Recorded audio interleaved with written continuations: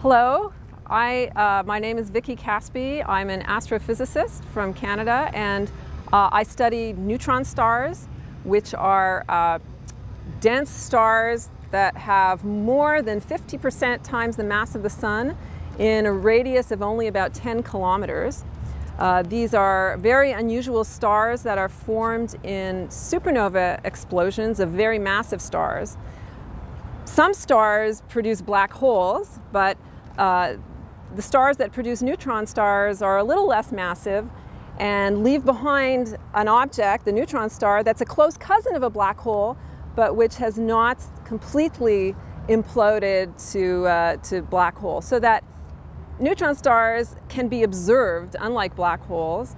We can detect emission light from their surface, and we can also detect light that's produced around the neutron star because they are actually really amazing objects. Not only are they very dense, so that you have more than 50% times the mass of the Sun inside a radius of just 10 kilometers, as I said, where the densities are so high, if you took a teaspoonful, it would weigh 1 billion tons. Neutron stars are not made of matter like we have here on Earth. So that's very strange, but they're also unusual because they rotate very, very rapidly. Some of these typically these stars rotate a few times per second, but the fastest objects that we know of rotate hundreds of times per second. We know this because they also produce beams of light. These beams come from their magnetic axis, which is not aligned with the spin axis.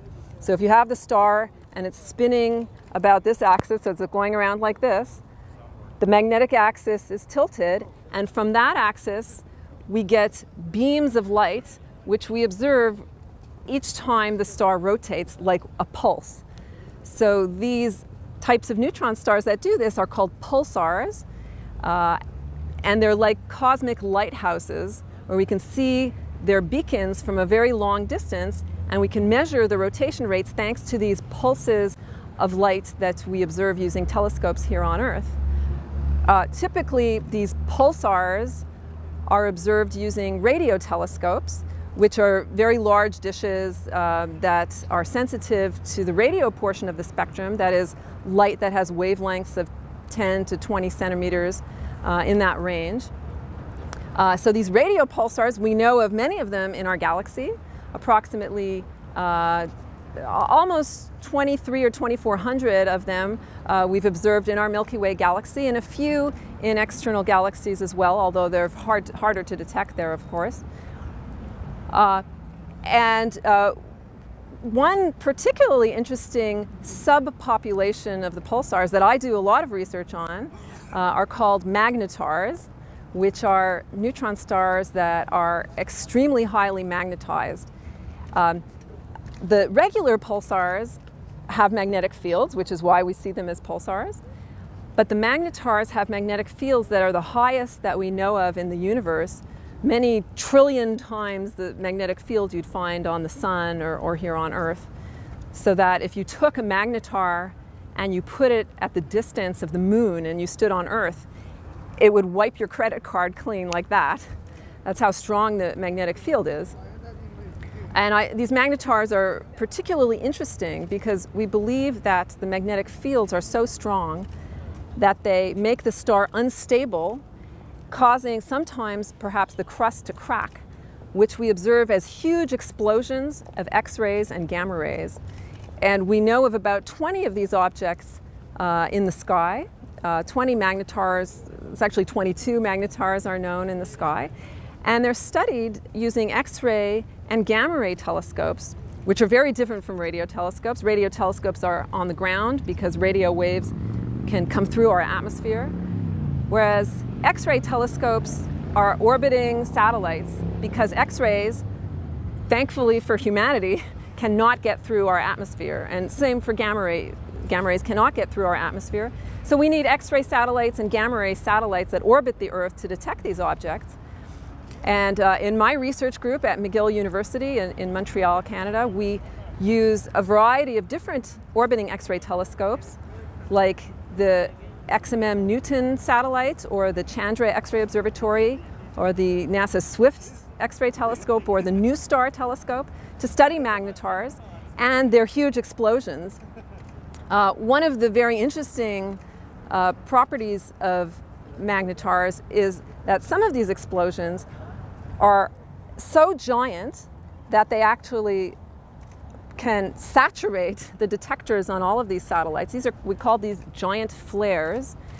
Those types of flares are very rare. We've only ever observed 3 of them, one in 1979, one in 1998, and another in 2004. These events are so strong that that neutron star, the tiny little 10 to 20 kilometer neutron star across the galaxy, can actually produce more energy in a minute than our sun produces in 250,000 years. So these objects somehow, using these intense magnetic fields, know how to generate so much energy that, in fact, when a giant flare happens, it has a very observable impact on our atmosphere, particularly on the ionosphere portion of our atmosphere. We have observed in the giant flares very significant changes in the ionosphere at the time of the flare. This is an interesting phenomenon, and these magnetars, although they're located very, very far away, they can do this. One of the interesting other recent developments in this field is that thanks to some X-ray satellites like the Swift satellite that I mentioned earlier, or the Fermi satellite that has a gamma ray burst monitor. These satellites have instruments on them that can see a huge portion of the sky at the same time. Unlike other satellites that can only see a tiny little bit, all sky monitors can see a very large portion of the sky. And they're able to detect many magnetars. So the number of magnetars that we know of in the galaxy has increased greatly since the launch of these satellites, whereas 20, 30 years ago, we knew of only a small handful, maybe 3 or 4 magnetars. Today, we know of almost 24, thanks to satellites that can see the sky and can detect them when they burst. Most of their bursts are not like giant flares, but even the small bursts, these all-sky monitors can see. And so one interesting development in the discovery of all these sources is that some are actually much closer to Earth than we knew of previously. Some, in fact, are almost 10 times closer than the magnetars we knew about. So one interesting question that I think is something I like to think about, or perhaps prefer not to think about, is what would happen if one of these nearby magnetars that we've only discovered recently were to have the sort of giant flare that we've seen from magnetars on the other side of the galaxy. How would that affect the Earth's atmosphere? That's one of the reasons that I enjoy studying these objects, because I like to monitor them and to see their X-ray activity and to see, can we predict when they will have these giant flares and how they relax back after the giant flares. And also, I find it interesting to understand why some of these neutron stars become magnetars and others don't. I said at the start that massive stars collapse to form neutron stars, but we don't really know why some neutron stars will become a regular radio pulsar or become a magnetar. And still others, we think, produce neutron stars that don't seem to do much of anything. They don't have any pulsations. That's another interesting problem in our research field that my group and others is trying to study. One other interesting development in the field is that we also have now started to discover neutron stars that pulsate, but only very rarely, that just produce one pulse and then disappear for many hours and then will produce another pulse. We call those rotating radio transients, and so far they've only been detected in radio waves, not in X-rays. We think they're like regular radio pulsars, but we don't understand why they should produce only sporadic bursts like that. And they're quite interesting because it tells us that our knowledge about the neutron star population in our galaxy, the objects that result from the collapse of massive stars, might be quite incomplete. And so, although we like to understand the population of our galaxy and how stars evolve, how they're born, and how they die, because of these new objects, these transient objects that sometimes produce bursts and sometimes don't, we think that perhaps our knowledge of how massive stars die and how often they produce neutron stars compared to black holes or some other kind of object, we might not understand that very well. We can estimate how many supernovae go off in our galaxy every century. We think 1 or 2 per century is probably right, but that might not explain the total population of neutron stars.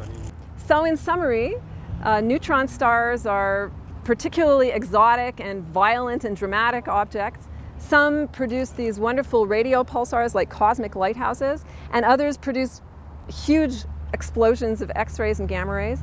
And I think one of the most important messages to take away from neutron star astrophysics is that we need a variety of different telescopes to do this kind of science.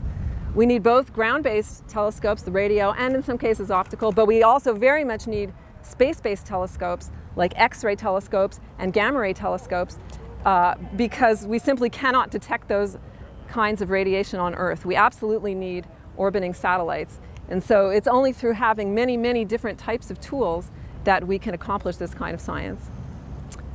See you soon.